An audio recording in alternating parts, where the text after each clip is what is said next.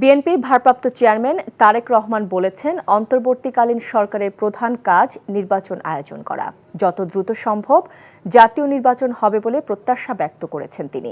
স্বৈরাচারের রক্তচক্ষু উপেক্ষা করে বিএনপির রাষ্ট্র সংস্কারের রূপরেখা দিয়েছে উল্লেখ করে তিনি বলেছেন, ক্ষমতায় গেলে ৩১ দফার প্রতিশ্রুতির বাস্তবায়ন করা হবে। যশোর জেলা বিএনপির কাউন্সিলে ভার্চুয়ালি যুক্ত হয়ে এসব বলেন তারেক রহমান। সাইফুল ইসলাম সজলকে সাথে নিয়ে হাসান মাহমুদের রিপোর্ট। যশ, খ্যাতি আর ইতিহাস ঐতিহ্যের ধারক কপোতাক্ষ নদ তীরবর্তী যশোর জেলা বিএনপির দ্বিবার্ষিক সম্মেলনের এমন আয়োজন দীর্ঘ ১৬ বছর পর। শহরের জাতীয় ঈদগাহ ময়দানে উদ্বোধনী অনুষ্ঠান শেষে সম্মেলনের সামিয়ানার তলে সমবেত জেলার ৮ উপজেলা ও ৮টি পৌরসভা কমিটির ১,৬১৬ সদস্যের উদ্দেশ্যে লন্ডন থেকে যুক্ত হয়ে বিএনপির ভারপ্রাপ্ত চেয়ারম্যান তারেক রহমান বলেন, উৎখাত হওয়া স্বৈরাচার দেশের সব প্রতিষ্ঠান ধ্বংস করে গেছে। বিএনপি চায় পুনর্গঠন। অনেকের অনেক সুন্দর সুন্দর কথা আমরা দেখতে পাচ্ছি পত্রিকার মাধ্যমে, মিডিয়ার মাধ্যমে, কিন্তু সেদিন এইসব ব্যক্তির কাছ থেকে আমরা কোনো সংস্কারের কোনো কথা শুনতে পারিনি।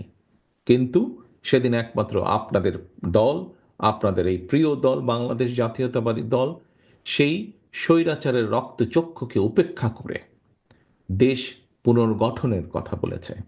কিভাবে আমরা রাষ্ট্রকে মেরামত করতে চাই, রাষ্ট্র কাঠামোকে মেরামত করতে চাই, কিভাবে ভেঙে পড়া প্রতিটি প্রতিষ্ঠানকে আবার মেরামত করতে চাই। স্বৈরশাসন আমলে বিএনপির ৬০ লক্ষ নেতাকর্মীর বিরুদ্ধে মিথ্যা মামলা হয়েছে উল্লেখ করে তারেক রহমান আশা প্রকাশ করেন, অন্তর্বর্তী সরকার দ্রুতই নির্বাচনের আয়োজন করবে।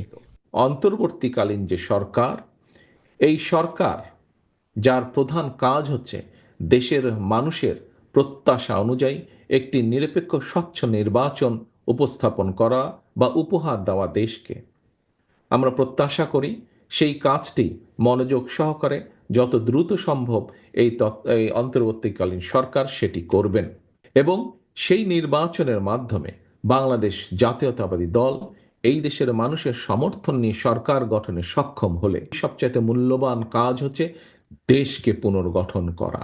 জনরায়ে বিএনপি দেশ পরিচালনার দায়িত্ব পেলে শিক্ষা, স্বাস্থ্য, কৃষি, শিল্প সহ সব খাতে সমৃদ্ধির জন্য কাজ করবে জানালেন তারেক রহমান। অনুষ্ঠানে বক্তব্য দেন স্থানীয় ও কেন্দ্রীয় নেতারা। পরে ভোটের মাধ্যমে জেলা কমিটি নির্বাচন করেন কাউন্সিলররা।